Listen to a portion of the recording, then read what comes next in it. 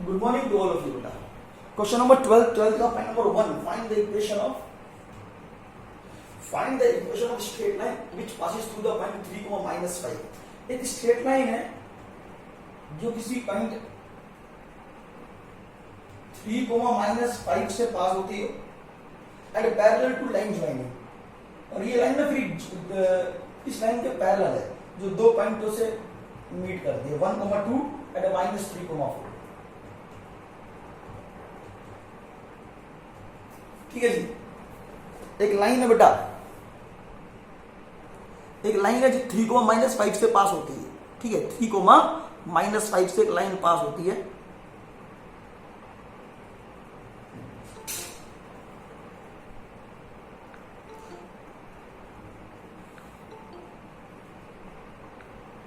-5 से पास होती है, लेकिन ये लाइन जो ना पैरेलल है to this line which joining the points A and B, जो ए और बी दो पॉइंटों को ज्वाइन करती है.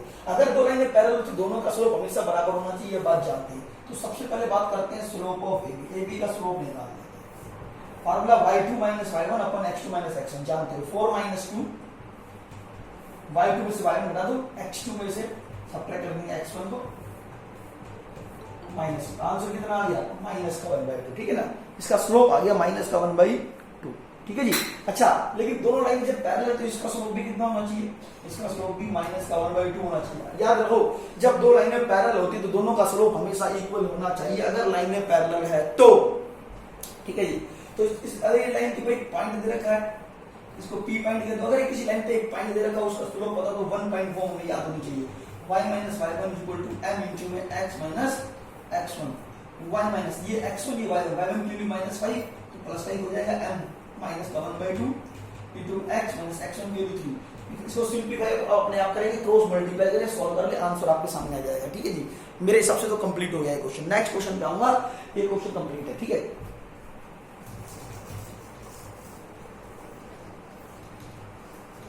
बस मेन बात ये ध्यान रखने वाली है कि अगर दो लाइनें पैरेलल है तो दोनों का स्लोप इक्वल होना चाहिए. अगर दो लाइनें परपेंडिकुलर है तो दोनों के स्लोप का प्रोडक्ट -1 होना चाहिए. क्वेश्चन नंबर आप देखिए 13. सेकंड पार्ट अपने आप करना. 13 क्वेश्चन में find the equation of straight line bisecting the segment joining the point this and this. इन दोनों पॉइंटों को जोड़ने वाली एक लाइन सेगमेंट है बेटा. दो पॉइंटों को जोड़ने वाला लाइन सेगमेंट है 5, 3 एंड 4, 4. ठीक है, इन दोनों पॉइंटों को जोड़ने वाला लाइन सेगमेंट आपको नजर आ रहा है. इस कहता है कि find the equation of straight line bisecting the segment. इस सेगमेंट को बाइसेक्ट करे. ठीक है ना, इस सेगमेंट को क्या करे? बाइसेक्ट. चलो मैंने एक लाइन ड्रॉ कर दी जो इसको बाइसेक्ट करते हुए जाती है. ठीक है, इसको बाइसेक्ट करे और एक 45 डिग्री का एंगल बनाती है with the positive direction of x axis. ये लाइन एक्स एक्सिस के साथ एक 45 डिग्री का एंगल बनाती है. ये एक्स एक्सिस मान लेता हूं, ये ओरिजिन, ये वाई एक्सिस. ठीक है ना, ये भी सब रफ डायग्राम होता है. ये एंगल बन गया 45 डिग्री का. सुनो जी, क्या कहते हैं कि ये लाइन नजर आ रही है आपको, ये एल लाइन है बेटा. इसको कह दो एल लाइन. ठीक है ना, ये एल लाइन क्या करती है?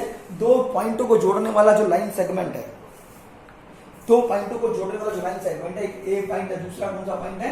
बी पॉइंट है. ए पॉइंट के कोऑर्डिनेट दे रखे हैं 5,3. बी पॉइंट के कोऑर्डिनेट दे रखे हैं 4,4. ए बी एक लाइन सेगमेंट हो गया. इसके मिड इसको बाइसेक्ट करने का मतलब होता है कि दो इक्वल पार्ट में डिवाइड करना. बाइसेक्ट करने का मतलब होता है दो इक्वल पार्ट में डिवाइड करना.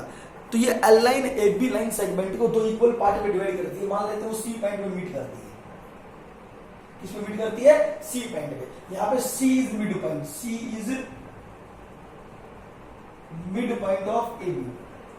ये एल लाइन ए बी को बाइसेक्ट करती है. तो बाइसेक्ट करने का मतलब इसके मिड पॉइंट से पास होती है. मैंने मान लिया कि सी इज मिड पॉइंट और आगे जाके ये एक्स एक्सिस 45 डिग्री का एंगल भी बनाती है. ठीक है, तो हम सबसे पहले तो सी मिड पॉइंट है तो इसको सी के पॉइंट को निकाल लेंगे because of C is mid point. तो सी मिड पॉइंट है, इसका फार्मूला क्या है? 5 और 4 9, 9 को 2 से डिवाइड करो तो 9/2, 3 + 4 7/2. ठीक है, ऐसे मिड पॉइंट निकालते हैं, पहले ही बता रखा है मैंने आपको. जिसको ये एल लाइन एक पॉइंट से पास होती है और एक एंगल 45 डिग्री का बनाती है with the positive direction of x axis in anti clockwise. ठीक है, तो m क्यों इसका स्लोप निकाल लेता हूं. m = tangent of theta. This is theta. ठीक है, टेंजेंट ऑफ 45 डिग्री 1. तो m = कितना आ गया? 1. बट यहाँ पे एक पॉइंट दे रखा है x1, y1. This line L passes to the point C point से पास होती है x y 1 that is that is point तो 1 point form y minus y1 is equal to m into में x minus x1 ठीक है बेटा y minus y1 की value 7/2 is equal to m का स्लोप कितना है equal to 1 into में x minus x1 की वैल्यू बेटा कितनी है 9/2 इसे अपने आप सॉल्व कर लो आंसर आपके सामने आ जाएगा मेरी तरफ से कंप्लीट है कोई डाउट है तो अभी बता दे बेटा कोई 5 सेकंड का टाइम है मैं आगे चल रहा हूं मैं इसको मिटाने जा रहा हूं ठीक है 5 सेकंड का टाइम है जल्दी बोल दो क्वेश्चन नंबर बेटा ये था 13 नेक्स्ट क्वेश्चन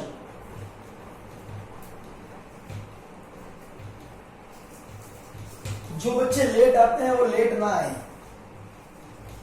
आगे से एंट्री भी बंद कर सकता हूं मैं question number 14 find the equation of perpendicular bisector of line joining the point this and this कहता है कि दो क्वेश्चन नंबर 14 तो कितना आसान है दो पॉइंटों को जोड़ने वाला लाइन सेगमेंट बनाओ हमने कहा चलो ठीक है ये बना लो दो पॉइंटों को जोड़ने वाला लाइन सेगमेंट है 8,2,3 एक ए पॉइंट है जिसका कोऑर्डिनेट है 2,3 और बेटा एक बी पॉइंट है जिसके कोऑर्डिनेट क्या है 6,-5 ठीक है 6,-5 दो पॉइंटों को जोड़ने वाला लाइन सेगमेंट ये रहा दो पॉइंटों को जोड़ने वाला लाइन सेगमेंट हमें मिल गया तो इन दोनों पॉइंटों को जोड़ने वाला जो लाइन सेगमेंट है ठीक है इसका परपेंडिकुलर बाइसेक्टर ड्रॉ करो क्या ड्रॉ करो इसका परपेंडिकुलर बाइसेक्टर ड्रॉ करो चलो हमने कहा चलो ठीक है ड्रॉ करो ये परपेंडिकुलर बाइसेक्टर दिस लाइन है दैट इज परपेंडिकुलर बाइसेक्टर ये एल लाइन है ना that is called perpendicular bisector this L is called perpendicular ये परपेंडिकुलर भी है बाइसेक्टर ऑफ ए बी बेटा ये ए बी के ऊपर परपेंडिकुलर भी है और बाइसेक्टर भी है इसका क्लियर सा मतलब है अगर ये इस पर परपेंडिकुलर भी है और क्या है बाइसेक्टर भी है दोनों बातें हैं परपेंडिकुलर भी है और बाइसेक्टर भी है परपेंडिकुलर होने का मतलब है 90 डिग्री का एंगल बनाता है और बाइसेक्टर का क्या मतलब होता है बाइसेक्टर मतलब होता है एल जो ना ए बी का बाइसेक्टर है मतलब एल जो ना ए बी के एग्जैक्टली मिड पॉइंट से पास होना चाहिए एल ए बी के बेटा मिड पॉइंट से पास होना चाहिए M is mid point of this A B का मिड पॉइंट कौन हो गया बेटा एम होगा तो मिड पॉइंट निकालने का फॉर्मूला आप जानते हैं क्या है वही 2 में 6 जोड़ देंगे 8 को कुछ डिवाइड करेंगे 4 आ जाएगा 3 में 5 जोड़ देंगे -2 को कुछ डिवाइड कर दो -1 आ जाएगा ठीक है तो इसका मिड पॉइंट क्या आ गया 4, -1 ठीक है जी मुझे अब बेटा एल लाइन के ऊपर एक पॉइंट पता है लेकिन L line that is perpendicular to A B अगर दो लाइन अगर परपेंडिकुलर तो दोनों के स्लोप का प्रोडक्ट -1 आना चाहिए ठीक है तो स्लोप ऑफ ए बी निकाल लेंगे ए बी का स्लोप वही y2 में से y1 -5 में से 3 सब्ट्रैक्ट कर दो 6 में से 2 सब्ट्रैक्ट कर दो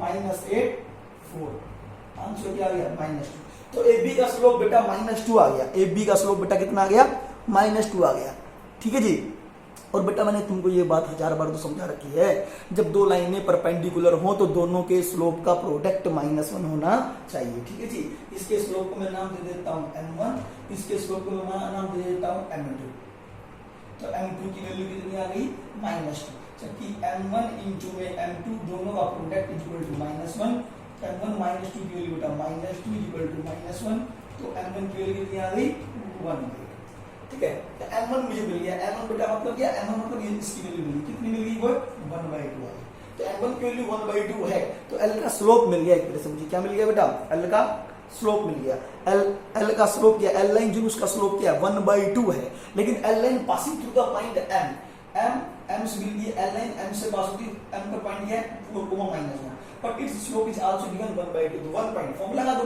अगर किसी लाइन पर एक पॉइंट दे दिया जाए उसका स्लोप दे दिया जाए तो 1 पॉइंट फॉर्म लगता है हमेशा y - y1 m into में x - x1 y1 that is y1 ये x1 ये y1 ये पॉइंट जो उस लाइन पे होना चाहिए लेकिन ये बात ध्यान रखना ये लाइन जो क्योंकि m से पास हो रही है तो x1 y1 पॉइंट भी तो ये जो पॉइंट m है मतलब पॉइंट है वो l पर भी तो हो गया साथ में इसका स्लोप निकाल लिया 1/2 तो y - y1 की वैल्यू -1 ये +1 हो जाएगा m की वैल्यू बेटा 1/2 x - x1 की वैल्यू 4 इसको अपने आप सॉल्व कर लो that is the equation number so that is the equation of l ये l लाइन की इक्वेशन है ठीक है अब किसी बच्चे को डाउट है तो 5 सेकंड का टाइम देता हूं जल्दी चेक करो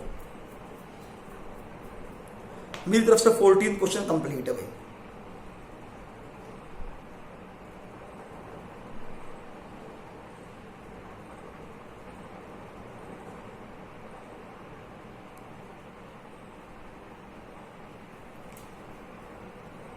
ठीक है, चलो नेक्स्ट क्वेश्चन पे आ रहे हैं। क्वेश्चन नंबर 15 की बात कर रहा हूं अब, ठीक है।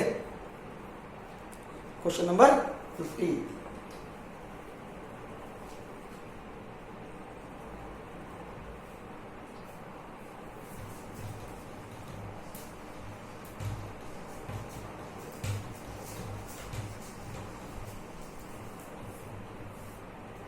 क्वेश्चन नंबर बेटा 15 देखेंगे।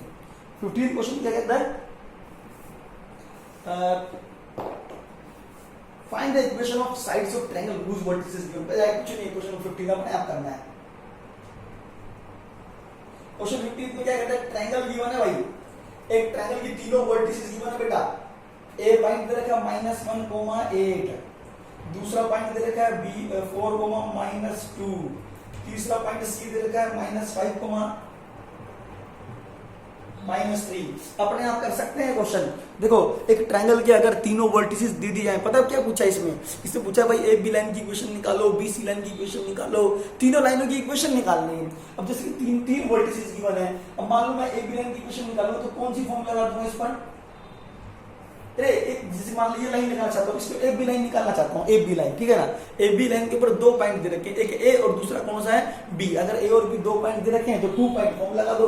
इसको कह दो x1, इसको कह दो y1, इसको कह दो x2, इसको कह दो y2। 2 पॉइंट फॉर्म क्या थी, तो लिख दो equation of line A B. Formula क्या है, y minus y1 equal to m, sorry y minus y1 equal to y2 minus y1 upon में x2 माइनस x1 इंटू में x माइनस x1। ये फॉर्मूला तो अप्लाई करोगे, ये x1 y1, ठीक है, ये x2 y2, ठीक है, सारे पॉइंट इसमें पुट करो तो ए बी की इक्वेशन निकल जाएगी। ऐसे फिर बीसी की निकाल लो, ठीक है। बीसी की इक्वेशन कैसे निकाल लो, जब लाइन के ऊपर दो पॉइंट दी जाती है तो उसे बोलते हैं 2 पॉइंट फॉर्म।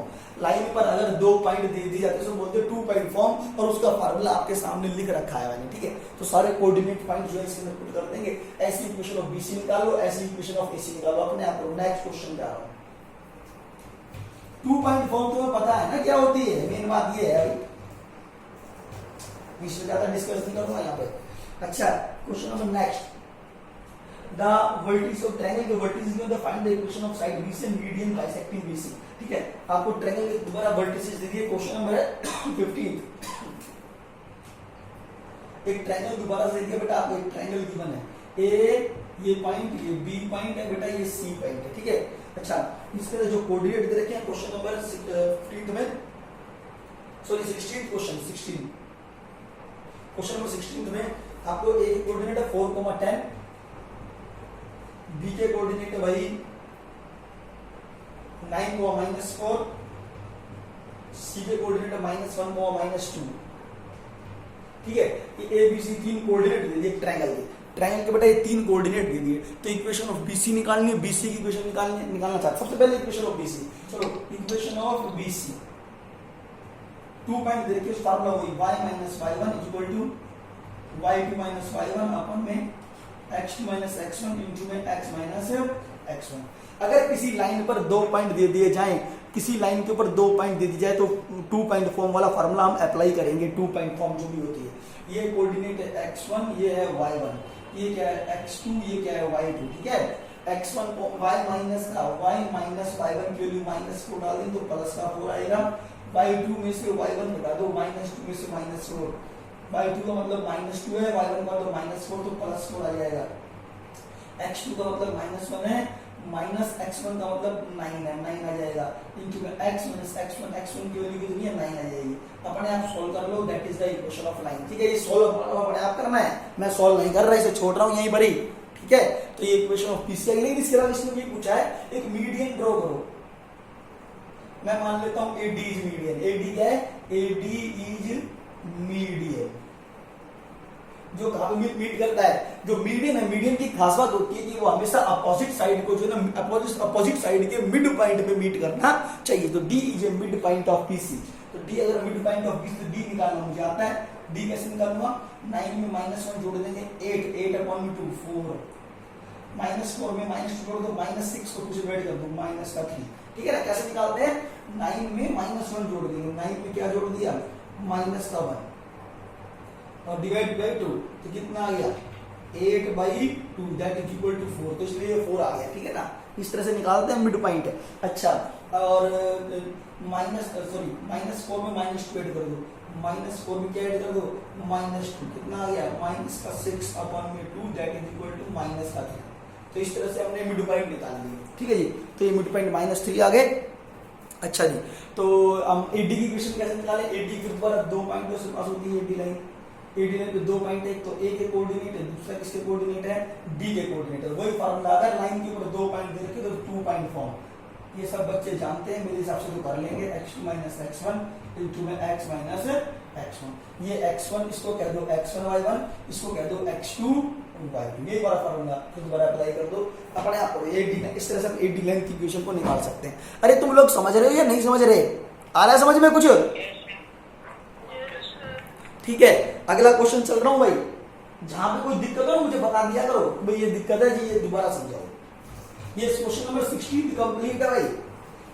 3 फार्मूले बताए, लाइन की 3 इक्वेशंस बताइए बेटा, बार बार सिर्फ उसी को तो फॉलो कर रहे हैं, और है ही क्या, ज्यादा टाइम नहीं लगाना चाहता मैं, स्ट्रेट लाइन कुछ भी आसान है। अच्छा जी, आगे चलते हैं। Question number 17 same to same भाई, अपने आप करेंगे। क्वेश्चन नंबर 17 भी अपने आप करो। क्वेश्चन नंबर 18, ये 3 वर्टिसेस, क्वेश्चन नंबर 18 समझाऊंगा भाई। 18 क्वेश्चन में क्या कहता है, एक ट्रायंगल है, ट्रायंगल के 3 वर्टिसेस दे दिए भाई। ये ट्रायंगल ए वर्टिसेस गिवन है 2, -2। अच्छा जी, बी पॉइंट दे रखा है 1, 1, सी पॉइंट दे रखा है -1, 0। ये एक ट्रायंगल के 3 वर्टिसेस गिवन है। अगर ट्रायंगल के तीनों वर्टिसेस गिवन हो तो पता है इसने क्या पूछा है, and AD perpendicular to BC है। एक लाइन ड्रॉ कर रखी है AB जो परपेंडिकुलर टू BC है। AD is perpendicular to BC है। Find the equation of AD, find the equation of AD। बताओ भाई AD की इक्वेशन क्या होनी चाहिए? एक ट्रायंगल दे रखा है ABC ट्रायंगल दे दिया, तीनों वर्टिसेस दे दिए, A पॉइंट से परपेंडिकुलर ड्रॉ कर दिया, ठीक है ना, AD, इसको नाम दिया गया AD। ये BC को D पॉइंट पे मीट करता है, ठीक है। तो what is the equation of AD? Question यहाँ पर ये AD की इक्वेशन निकालना चाहते हैं, ठीक है। लेकिन बेटा एक प्रॉब्लम है इसके अंदर, देखो अब AD परपेंडिकुलर ड्रॉ कर दिया, लेकिन जरूरी नहीं है कि D BC का मिड पॉइंट हो। बेटा ध्यान देना, जरूरी नहीं है कि D BC का मिड पॉइंट हो। तो हमें नहीं पता कि D BC का मिड पॉइंट है या नहीं, पक्का नहीं पता, ठीक है। लेकिन एक बात तो पता है कि जो AD है वो BC पे परपेंडिकुलर है बेटा। AD क्या है, BC पर क्या है, AD is perpendicular to BC।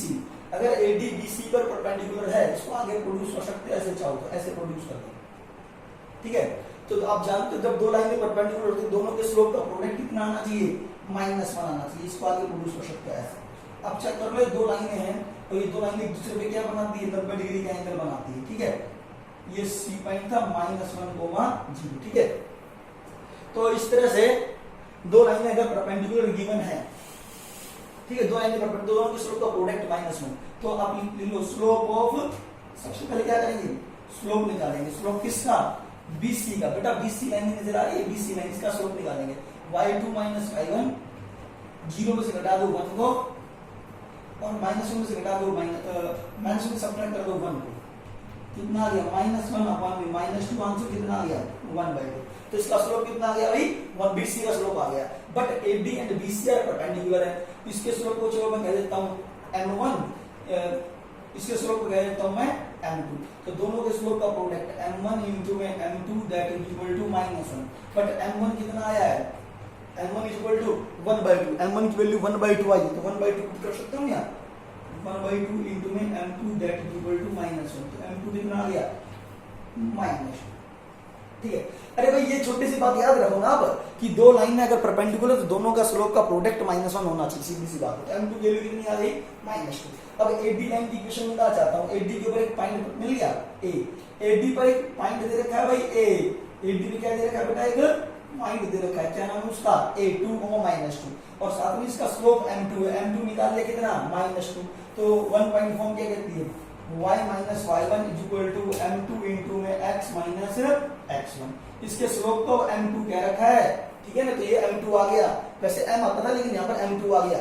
y - y1 की वैल्यू -2 तो +2 हो जाएगा बेटा। पहले y1 की वैल्यू ये y1 होता है, हमेशा ध्यान रखना।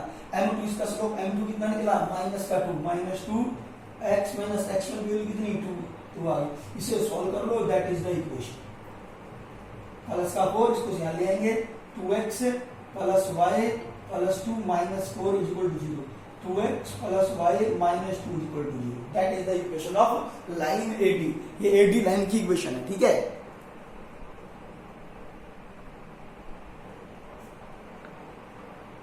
मैं आगे चल रहा हूं भाई, मैं इसको मिटा रहा हूं।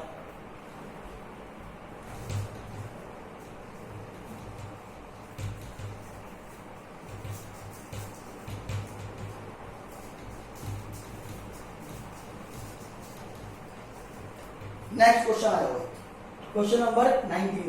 क्वाड्रेटिक के वर्टिसेस देके find the equation of its diagonal. भाई क्वेश्चन नंबर 19 में अपने आप करना है, मैं हिंट दे रहा हूं बस। अरे कितना आसान है, हर बच्चा कर सकता है। एक क्वाड्रिलेटरल गिवन है, A B C D, इसके कोऑर्डिनेट दे दिए 1 1, इसके कोऑर्डिनेट दे दिए 2 3, इसके दे दिए 3 -5, इसके दे दिए 6 0। मान लो मैंने ऐसे ले लिया, अपनी तरफ से ले लिया कोऑर्डिनेट, ये कोऑर्डिनेट मैंने अपनी तरफ से ले लिए, ठीक है। आपसे पूछा गया भाई क्वाड्रिलेटरल के सारे कोऑर्डिनेट गिवन हो तो आप मुझे बताओ इसमें जो डायगोनल है उस डायगोनल की इक्वेशन बतानी है क्या होनी चाहिए। जैसे कि AC डायगोनल है, BD डायगोनल है, AC डायगोनल की इक्वेशन बताओ सबसे पहले। चलो ऐसे जाएगा AC डायगोनल, ऐसा आगे चला जाएगा, ठीक है। AC डायगोनल के इसकी इक्वेशन, अब AC के ऊपर 2 पॉइंट दे रखे, एक A दूसरा कौन सा है C, तो वही टेक्निक x1 y1 इसको मान लो, इसको क्या मान लो x2 y2। कौन सा फॉर्म लगा दोगे, 2 पॉइंट फॉर्म, लाइन की 2 पॉइंट फॉर्म निकाल लगानी है, ठीक है। फॉर्मूला ये y - y1 = y2 - y1 upon में x2 - x1 into में x - x1। कर सकते हो मेरे ख्याल से। ऐसे हम AC की इक्वेशन इसकी हेल्प से निकाल देंगे। ऐसे BD की इक्वेशन निकालनी है, BD की इक्वेशन निकालने के लिए 2 पॉइंट चाहिए, B और D, बस B और D दोनों पॉइंट गिवन है। तो मेरी तरफ से कंप्लीट एक्सरसाइज नंबर 10.3।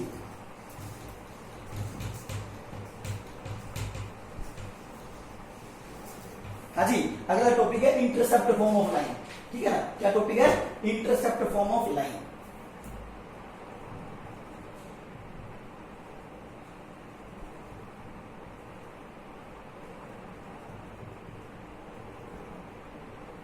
लाइन की एक नई फॉर्म है, इसका नाम है इंटरसेप्ट फॉर्म ऑफ लाइन। क्या नाम है इसका, इंटरसेप्ट फॉर्म ऑफ लाइन। इससे पहले जो हम 3 तरह की लाइनों की इक्वेशन पढ़ चुके हैं, उसमें था एक 1 पॉइंट फॉर्म, एक 2 पॉइंट फॉर्म, एक स्लोप इंटरसेप्ट फॉर्म, ठीक है ना। इसका नाम है इंटरसेप्ट फॉर्म। इंटरसेप्ट क्या होता है वो पहले समझा रखा है। जैसे कि ये मान लीजिए ओरिजिन है, ये x एक्सिस है, ये y एक्सिस है, ठीक है। ये ओरिजिन है, ये x एक्सिस है, ये y एक्सिस है, ठीक है। मैं इंटरसेप्ट के बारे में बताना चाहूंगा, इंटरसेप्ट क्या होता है। मान लीजिए कोई स्ट्रेट लाइन ऐसे चली जाती है, कट कर देगी, ये x एक्सिस है, ठीक है, ये ओरिजिन है। तो यहां से यहां तक की जो दूरी है, अब क्या करा, इस लाइन में क्या करा, ये लाइन ड्रॉ करी आपने, इस लाइन ड्रॉ की। इस लाइन में क्या करा, इस x एक्सिस को किसी पॉइंट A पर इंटरसेक्ट कर दिया, इस पॉइंट को मैंने A नाम दे दिया। इस लाइन में y एक्सिस को भी किसी पॉइंट पे इंटरसेक्ट कर दिया, इसको मैंने B नाम दे दिया। मान लेता हूं यहां से यहां तक की दूरी A के बराबर है, आप कुछ भी दूरी ले सकते हो, मैंने A डिस्टेंस यहां से यहां तक मान लिया, ठीक है। और यहां से यहां तक की दूरी क्या मान ली, B डिस्टेंस मान लिया यहां से यहां तक का, ठीक है। तो सीधी सी बात है, ओरिजिन से डिस्टेंस मेजर करते हैं। ये x एक्सिस को जहां पे भी काटा, उसकी ओरिजिन से दूरी। इस लाइन ने x एक्सिस को जहां पर भी इंटरसेक्ट किया, जैसे कि A पे किया, तो A की ओरिजिन से दूरी, A की ओरिजिन से क्या दूरी, ये जो दूरी होती है उसे इंटरसेप्ट बोलते हैं। ऐसे y एक्सिस को जहां पे इंटरसेक्ट किया, उस पॉइंट की ओरिजिन से दूरी, ये दूरी जो होती है वो इंटरसेप्ट कहलाती है। अच्छा, जो ये A है इसे बोलते हैं x इंटरसेप्ट, याद कर लो भैया, क्योंकि ये x एक्सिस पे काटा गया है ना, ये इंटरसेप्ट x एक्सिस पे काटा गया है। चाहे वो इस डायरेक्शन में कटा जाए, चाहे वो इस डायरेक्शन में कटा जाए, अगर वो x एक्सिस पे काटा गया तो उसे बोलेंगे a = x इंटरसेप्ट। इसको a से रिप्रेजेंट करेंगे, x इंटरसेप्ट को हमेशा a से रिप्रेजेंट करेंगे, ठीक है। y एक्सिस के ऊपर b पे काटा गया तो b = y इंटरसेप्ट, ठीक है ना। y एक्सिस के ऊपर b इंटरसेप्ट बनाया इस लाइन में, b इंटरसेप्ट बनाया, तो इसको बोलेंगे b = y इंटरसेप्ट, ठीक है। छोटी सी बातें ध्यान रखनी है। अब मैं इंटरसेप्ट तो ये होता है जो आपको पहले भी समझा रखा है। अब बात करते हैं इंटरसेप्ट फॉर्म ऑफ लाइन क्या होती है। Intercept form of line, line की इंटरसेप्ट फॉर्म क्या होती है। तो लाइन की इंटरसेप्ट फॉर्म बनाने के लिए उन्होंने क्या करा, एक लाइन ड्रॉ कर दी x एक्सिस, एक लाइन ड्रॉ कर दी y एक्सिस, ये ओरिजिन है, ये x एक्सिस है, ये y एक्सिस है, ठीक है, मुझे ओरिजिन नजर आ रहा है, मुझे एक्स एक्सिस नजर आ रहा है, मुझे वाई एक्सिस नजर आ रहा है। क्लियर है बात। अब यहाँ से एक काम किया हमने, क्या करा, एक स्ट्रेट लाइन ड्रॉ करनी है। मान लेते कोई भी लाइन आए, चाहे ऐसे आए, चाहे ऐसे ड्रॉ करो, कैसे ड्रॉ करो, ऐसे करो, चाहे ऐसे करो। तो मैंने निकाल लिया, ऐसे कर दिया। मैंने एक लाइन ऐसे आ रही है, एक लाइन ऐसे बना ली, किसी ने ड्रॉ कर दी लाइन। ये लाइन क्या करती है, एक्स एक्सिस को किसी पॉइंट पर इंटरसेक्ट करती है। मान लेते हैं ए पर इंटरसेक्ट करती है। इसका ये डिस्टेंस यहाँ से यहाँ तक क्या है, मान लेता हूँ ए, ये यहाँ से यहाँ तक का डिस्टेंस क्या है बेटा, ये मान लेता हूँ बी, इसको बी पॉइंट नाम दिया। अगर ये डिस्टेंस ए है तो ये कोऑर्डिनेट क्या होने चाहिए, क्योंकि ये ए पॉइंट कहाँ पे पड़ा हुआ है, एक्स एक्सिस पे पड़ा हुआ है। ध्यान दो, ये पॉइंट ए कहाँ पे पड़ा हुआ है, इस एक्स एक्सिस पे पड़ा हुआ है। ये एक्स एक्सिस, ये इस एक्स एक्सिस पे ए पॉइंट पड़ा हुआ है। लेकिन ओरिजिन से देखिए यहाँ तक की दूरी कितनी है, ये कितनी है, ए के बराबर है। तो एक्स का कोऑर्डिनेट तो ए हो गया, इस पॉइंट के अंदर जो एक्स का कोऑर्डिनेट है वो तो ए हो गया, ठीक है ना। अच्छा, लेकिन एक्स एक्सिस पे वाई क्या होता है, जीरो होता है। ध्यान रखना, एक्स एक्सिस पे कौन जीरो होता है, वाई जीरो होता है। तो ये कोऑर्डिनेट क्या हो गया, a,0 हो गया, ठीक है। अच्छा, ऐसी जो स्ट्रेट लाइन है आगे तक इसको इंटरसेक्ट करती है बी पॉइंट पे, तो ये डिस्टेंस बी हो गया। तो बी के कोऑर्डिनेट क्या होने चाहिए, वो चेक करना चाहिए। वाई एक्सिस पर कौन जीरो होता है, वाई एक्सिस के ऊपर ध्यान रखना हमेशा एक्स का पॉइंट जीरो होता है, लेकिन वाई कोऑर्डिनेट कितना हो गया, बी हो गया, ठीक है। तो 0,b, मेरे हिसाब से समझ में आया होगा आपको ये बात, ठीक है। नहीं आया तो मुझे बता सकते हैं, बीच में बोल सकते हैं, कोई प्रॉब्लम नहीं है। इस तरह से मुझे ए कोऑर्डिनेट मिल गए, मुझे बी कोऑर्डिनेट मिल गया। अब सोचो, पता है हमने क्या करा, जानबूझ इन्होंने सिर्फ इतनी बात दी, गिवन है, इसने इन्होंने इतना बताया, इतना गिवन है कि कोई लाइन जा रही है, वो एक्स एक्सिस को किसी पॉइंट पे काट रही है, वाई एक्सिस को किसी पॉइंट पे काट रही है, वो उन्होंने गिवन है बेटा, ठीक है। तो जो ये ए है ना, एक्स एक्सिस पे जो ये ए डिस्टेंस है, इसको क्या नाम दिया था मैंने, एक्स इंटरसेप्ट बोलेंगे। इसको क्या बोलेंगे, एक्स इंटरसेप्ट। और जो बी है, यहाँ पे जो बी गिवन है उसको बोलेंगे वाई इंटरसेप्ट, ठीक है। इसको क्या बोलेंगे, एक्स इंटरसेप्ट को बोलेंगे वाई इंटरसेप्ट। अब इसकी लाइन की इक्वेशन निकाले कैसे। अब लाइन की इक्वेशन पता है, आप सब निकाल सकते हो, सब बच्चों को आती है लाइन की इक्वेशन निकालने। अब भाई कैसे, मैं कहूंगा कोई लाइन अगर 2 पॉइंटों से पास हो, सोचो कोई लाइन 2 पॉइंटों से पास हो, तो लाइन की इक्वेशन कैसे निकाल लेते, 2 point form, y minus y1 equal to y2 minus y1 upon में x2 माइनस x1 इंटू में x माइनस x1। याद है ये टेक्निक, 1-2 पॉइंट फॉर्म लगा दो, इसको कह दो x1, इसको कह दो y1, इसको कह दो x2, इसको कह दो y2। किसी को भी x1 y1, किसी को भी x2 y2 कह सकते हैं, कोई प्रॉब्लम नहीं है, ठीक है। तो यहां से चेक करो, y minus y1 but y1 is equal to b, y1 is equal to b, that is equal to y2 में से y1, 0 में से घटा दो y1, 0 माइनस का b, 0 माइनस का b, x2 में से घटा दो x1, x2 मतलब a, a में से घटा दो x1, यानी कि a माइनस का 0, x minus x1, x1 means 0, ठीक है ना। किसी भी, अरे आवाज आ रही है तुम सबको, तुम सभी देख रहे हो क्या या नहीं, ठीक है। देखो कोई मुश्किल तो नहीं लग रहा, कितना आसान है, इंटरसेप्ट फॉर्म ऑफ लाइन कितनी आसान है। 3 फॉर्म पहले बता चुका हूं, कौन सी, 1 पॉइंट फॉर्म, फिर दूसरी 2 पॉइंट फॉर्म, फिर तीसरी स्लोप इंटरसेप्ट फॉर्म। इन तीनों के अलावा कोई और फॉर्म लगा ही नहीं। अब ये चौथी फॉर्म आ गई, इसे बोलते हैं intercept form of line. 2 point मैंने बनाए किसी तरह से, लाइन ड्रॉ करी, लाइन की इक्वेशन हम निकाल सकते हैं, हम यानी कि जो हम पहले सीख चुके हैं उसी का हम यूज कर रहे हैं, ठीक है। तो यहाँ क्या बन गया, तो y minus b equal to minus b upon में a इंटू में x। देखो x मैंने 0 का मतलब x हुआ। अब एक काम करना, ध्यान देना, मैं क्या कर रहा हूँ, b को इधर ले आता हूँ, b को जानबूझकर इधर लेकर आ रहा हूँ, क्योंकि यहाँ पर b नजर आ रहा है, इसलिए b को इसके नीचे ले आओ। अरे कुछ मल्टीप्लाई में है तो दूसरी साइड जाएगी तो नीचे जाएगी, y माइनस बी अपॉन में बी इक्वल टू, तो माइनस का x बाई a बच जाएगा। ध्यान देना, माइनस बच गया, x बच गया, a बच गया, माइनस का x बाई, ठीक है। b को दोनों के नीचे अलग अलग, y के नीचे b अलग, b के नीचे b अलग, तो माइनस का 1 यहाँ बच गया, माइनस का x बाई a, ठीक है। ये रिजल्ट मेरे पास आया। अब जो माइनस का x बाई a उसको भी उठा के मैं दूसरी तरफ ले आता हूँ, इधर लिख रहा हूँ भाई, तो यहाँ पे क्या देगा, माइनस एक्स बाई इधर आ जाएगा, प्लस का एक्स बाई जाएगा, क्योंकि माइनस का प्लस बनाने इधर ले आए, प्लस का जो y by b equal to 1, that is the equation of line, this is the intercept form of line. इसे बोलते हैं बेटा, ये जो फॉर्म है ना, फॉर्म यानी कि फॉर्म मतलब इसका जो इसकी जो शक्ल नजर आ रही है, जो उसका फेस नजर आ रहा है, किस तरह का फेस नजर आ रहा है, वो कैसा है, x by a plus y by b is equal to 1, that is called intercept form of line, that is called intercept form of line. जैसे मैं लिख दूं x by a plus y by b is equal to 1।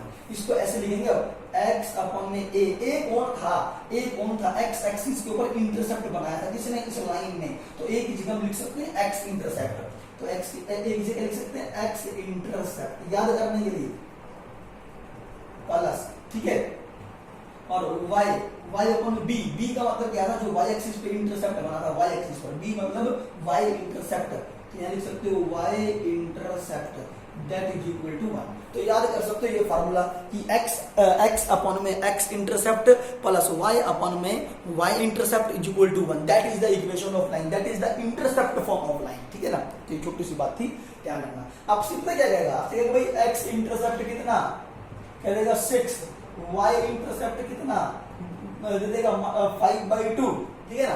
तो x intercept 6 है, y intercept कितना है 5/2 है, तो आप क्या करेंगे सीधा x अपॉन x इंटरसेप्ट जी 6 डाल दो, ये हो गया, और y अपॉन y इंटरसेप्ट कितना 5/2 डाल दो, बस that is the equation of line.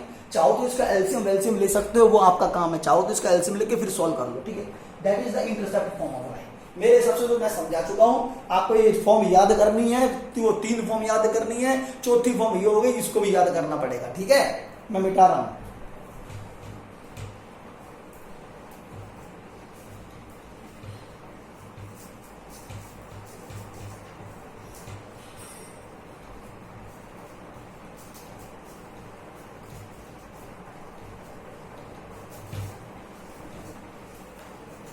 हाँ जी, चलिए नेक्स्ट क्वेश्चन चलते हैं।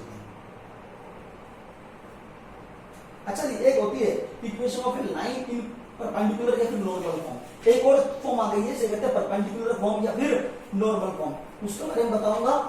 एक और बस यही बच गई, उसका पैरामीट्रिक फॉर्म जो हमारे सिलेबस में नहीं है। इस एक्सरसाइज में 3 फॉर्म है, इंटरसेप्ट फॉर्म ऑफ लाइन, दूसरा परपेंडिकुलर फॉर्म या फिर नॉर्मल फॉर्म ऑफ लाइन, तीसरा पैरामीट्रिक फॉर्म। लेकिन पैरामीट्रिक फॉर्म हमारे सिलेबस में नहीं है, तो मैं दूसरी form normal form of line या परपेंडिकुलर फॉर्म ऑफ लाइन बताऊंगा।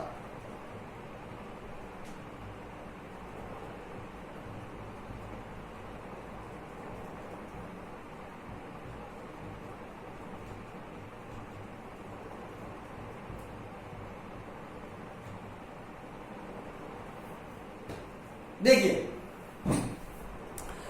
परपेंडिकुलर या फिर नॉर्मल फॉर्म ऑफ लाइन क्या है, इसके अंदर जरा ध्यान दें। आपको क्या दे दिया, एक एक्स एक्सिस दे देगा, एक ये वाई एक्सिस दे देगा। अब जैसे कि हम कोई भी फॉर्म जो कर रहे हैं, बेटा जरा ध्यान देने वाली बात है, कोई भी फॉर्म जो हम कर रहे हैं ना, कोई भी फॉर्म जो हम कर रहे हैं उसके अंदर कुछ ना कुछ गिवन जरूर होगा भाई, ऐसा नहीं कि उसमें कोई चीज गिवन नहीं होगी, ठीक है ना। जैसे कि इंटरसेप्ट फॉर्म में क्या गिवन था, x इंटरसेप्ट गिवन था, y इंटरसेप्ट गिवन था। 1 पॉइंट फॉर्म में क्या गिवन था, एक पॉइंट गिवन था, उसकी स्लोप गिवन थी। 2 पॉइंट फॉर्म में क्या गिवन था, लाइन पर 2 पॉइंट गिवन थे। 2 पॉइंट फॉर्म में लाइन पर 2 पॉइंट गिवन थे। 1 पॉइंट फॉर्म में लाइन पर एक पॉइंट गिवन था और उसकी स्लोप गिवन थी, ठीक है। और एक स्लोप इंटरसेप्ट फॉर्म आई थी, स्लोप इंटरसेप्ट फॉर्म में लाइन की स्लोप गिवन थी और y इंटरसेप्ट गिवन था, जिसे हमने c से रिप्रेजेंट किया था, ठीक है।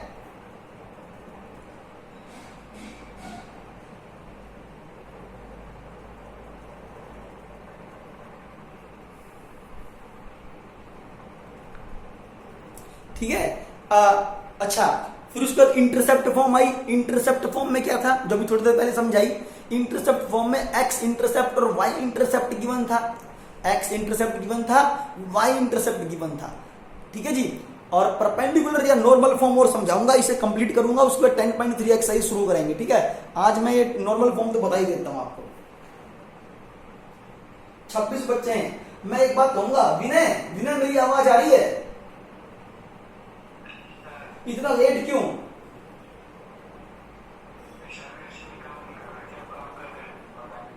क्या चीज? अच्छा, और दूसरा भाई क्या नाम है ये, हर्ष मिस्टर सुनील कुमार।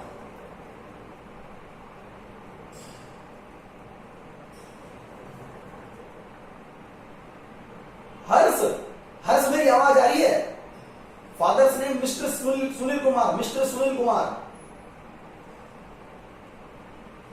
इतनी लेट आता है 7:30 बजे के बाद। मेरे को सब पता है कौन लेट आ रहा है कौन नहीं आ रहा। अरे टाइम पास करना है तो फिर टाइम तो और कहीं भी पास हो जाएगा, है भाई।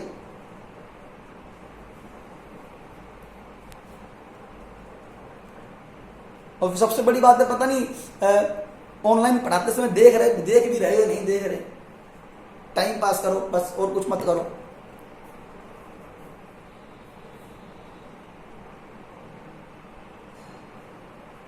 ऐसे थोड़ी होता है यार। अब मैं ठीक करता हूं इन सब बच्चों को जितने भी है ना। हाँ भाई चेक करो ये परपेंडिकुलर या फिर नॉर्मल फॉर्म ऑफ लाइन। इसमें गिवन क्या होगा ये बताना चाहूंगा मैं आपको। क्या होता है कि एक स्ट्रेट लाइन आ रही है, स्ट्रेट लाइन ड्रॉ कर दी। चलो हमने स्ट्रेट लाइन ड्रॉ कर दी। इसको इसमें गिवन क्या है वो समझाना चाह रहा हूं मैं आपको, ठीक है ना। इसमें गिवन क्या है वो समझाना चाहूंगा, जरा ध्यान से देखना। इसका नाम परपेंडिकुलर या फिर नॉर्मल फॉर्म क्यों रखा गया है। इसमें कहता है ये ओरिजिन है, ये एक्स एक्सिस है, ये वाई एक्सिस है, ये सब बच्चे जानते हैं। एक लाइन ऐसे चली जाएगी। इसमें जो गिवन है वो उसकी खास बात है, कहता है ओरिजिन जो है ना, ओरिजिन जहां 0 पॉइंट है जो, उससे इस लाइन पर एक परपेंडिकुलर गिवन है। जरा ध्यान देना।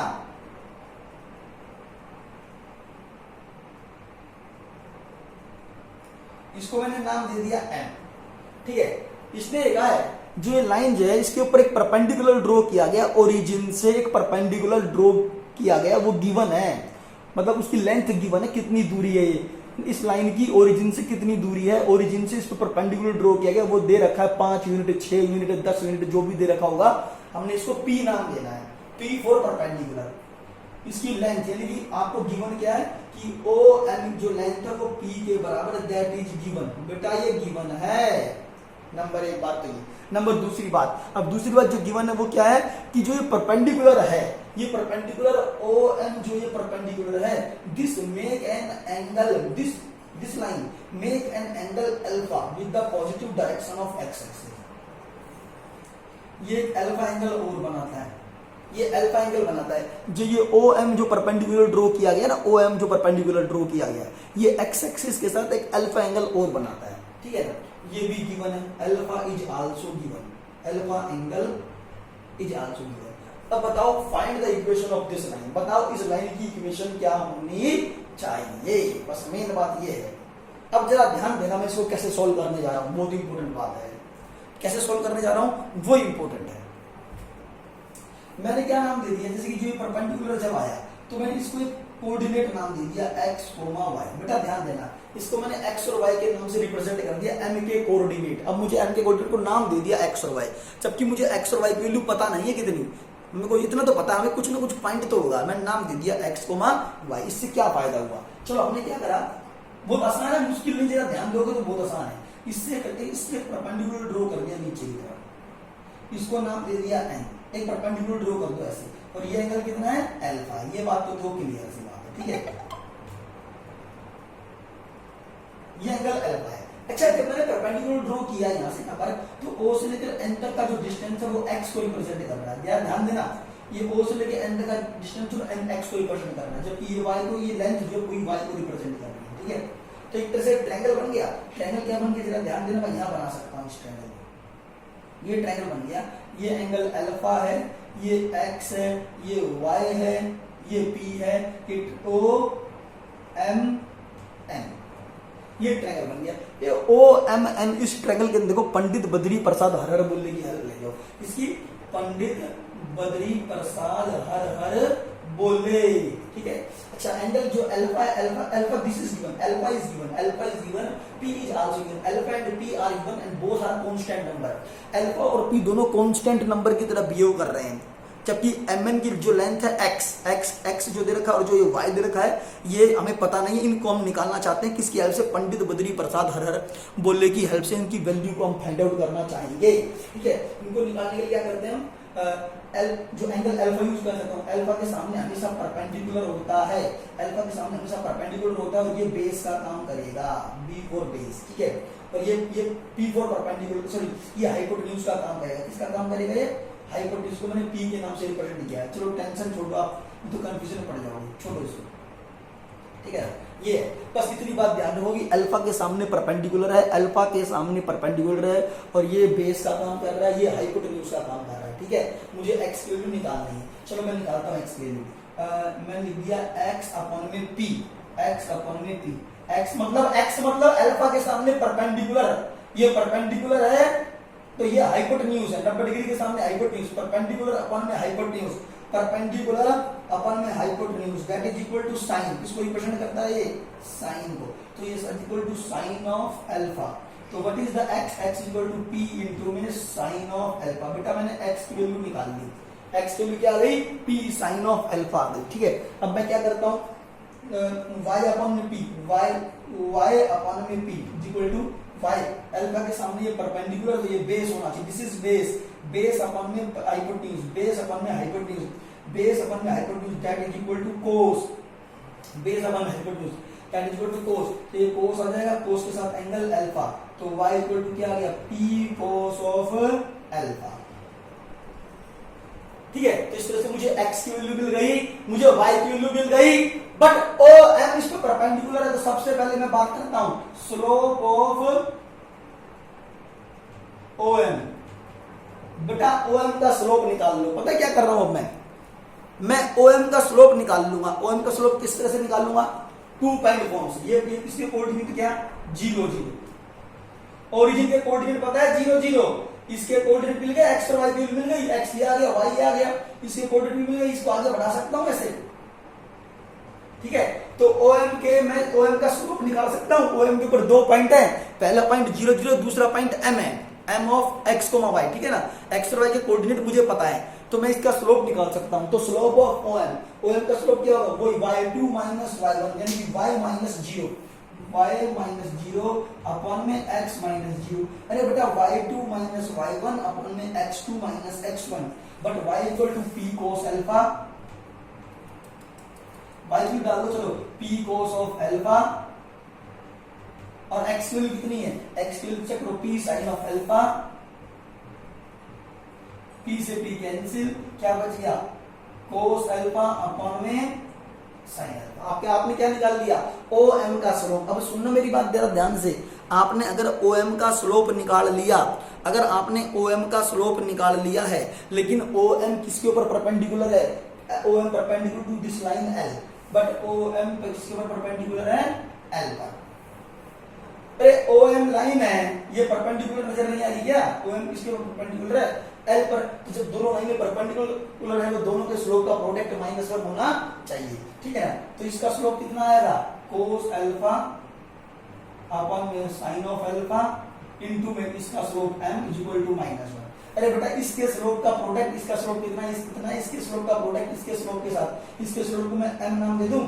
ठीक है, इसके स्लोप को क्या नाम दे दिया, m का इसके साथ product that is equal to -1। What is the value of m, तो यहां से m की वैल्यू निकाल लो, क्या आ गई, minus sine of alpha upon में कोस ऑफ अल्फा। ध्यान दो एल की वैल्यू क्या आ गई, माइनस साइन अल्फा अपॉन में कोस ऑफ अल्फा। इस तरह से मुझे एल लाइन का स्लोप पता चल गया।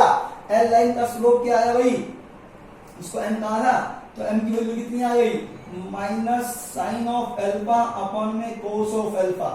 सोचो मुझे एल लाइन का स्लोप पता है, एल लाइन जो निकालनी थी, ठीक है, उस लाइन का स्लोप पता है, और साथ में उस पर एक पॉइंट भी पता है, ये पॉइंट एम, ये रहा, ये एम पॉइंट भी तो पता चल गया, एक्स और वाई की वैल्यू पता चल गई, एक्स ये रहा, वाई ये रहा, पी और अल्फा तो पहले से ही गिवन है, पी और अल्फा गिवन है। ठीक है ना, तो ये कांस्टेंट नंबर है, तो एक्स और वाई मिल गया, एक्स और वाई की वैल्यू पी और अल्फा में कन्वर्ट कर दिया। ठीक है, तो मुझे एल लाइन के ऊपर एक पॉइंट पता है, उस पॉइंट का नाम है एम पॉइंट। क्या पॉइंट पता है मुझे, एम पॉइंट पता है, और उसका स्लोप भी पता है, इस लाइन का स्लोप भी पता है, जिसको मैंने एम नाम दे रखा है, निकाला आपके सामने। तो 1 पॉइंट फॉर्म लगा दूं, y माइनस y1, y1 मतलब y की वैल्यू कितनी, p cos of alpha equal to slope minus sine of alpha upon में cos ऑफ अल्फा इनटू में x माइनस x1। x1 कौन, ये x1 ये बेटा, ये कौन है, x1 कह सकते हो, इसको चाहो तो x1 y1 कह दो, हमें कोई दिक्कत नहीं है, x1 y1 कह दो, कोई प्रॉब्लम नहीं है बेटा, ये x1 y1 y1। ठीक है, तो y माइनस y1 की value p cos of alpha is equal to m this is m into में x minus x1 is equal to p sin of alpha.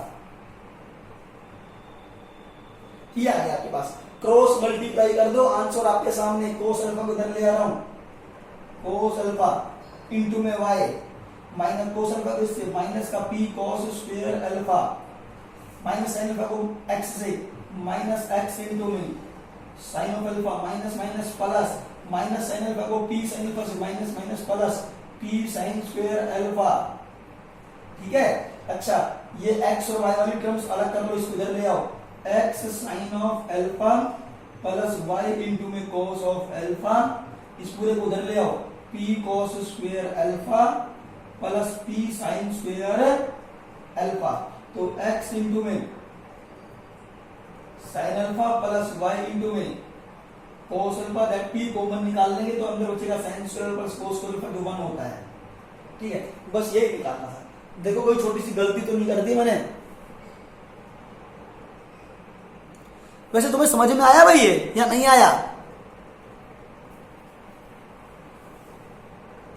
समझ में आ रहा है क्या?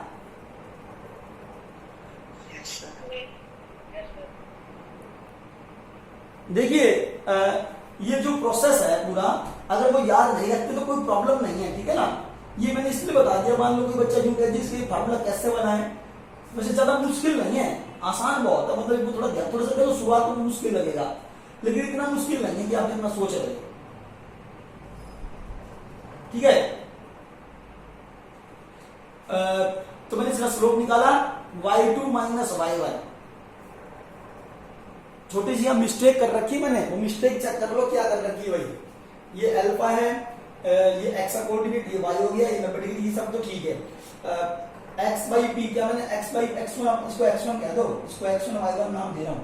x1 अपन में p, अल्फा के सामने कौन है? Perpendicular upon hypotenuse, perpendicular upon hypotenuse sine of alpha.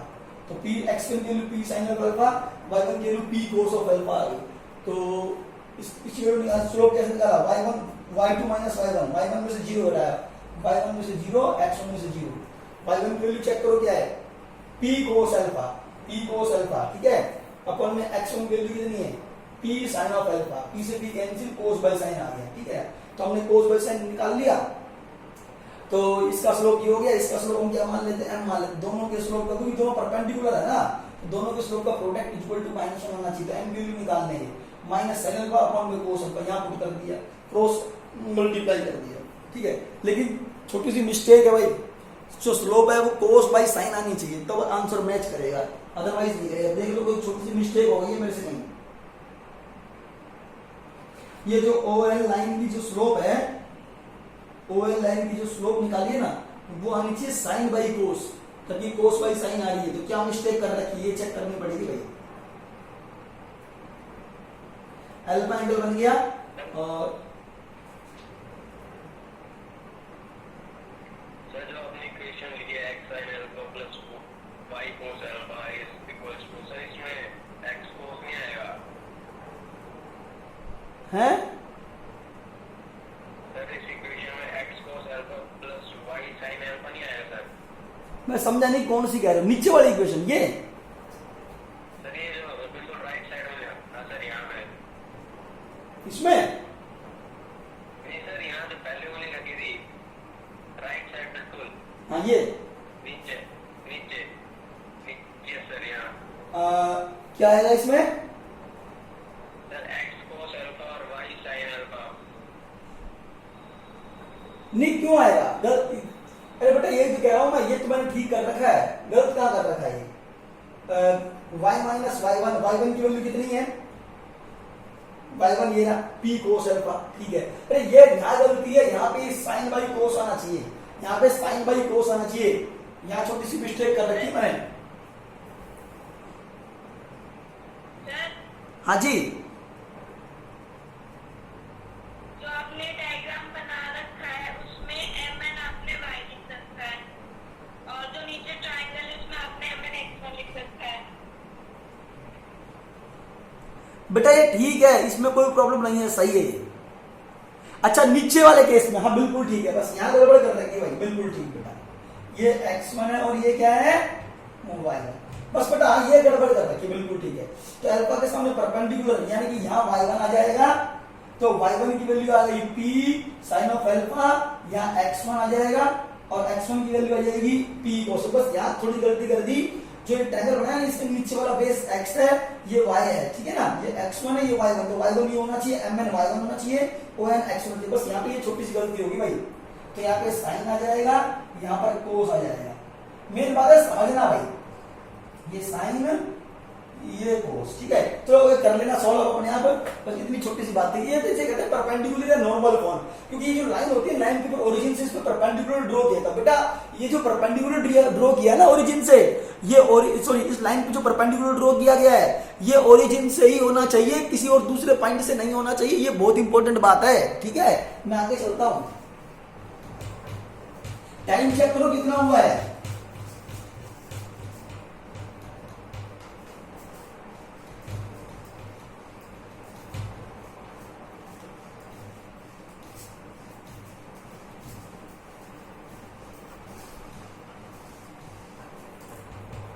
हाँ जी,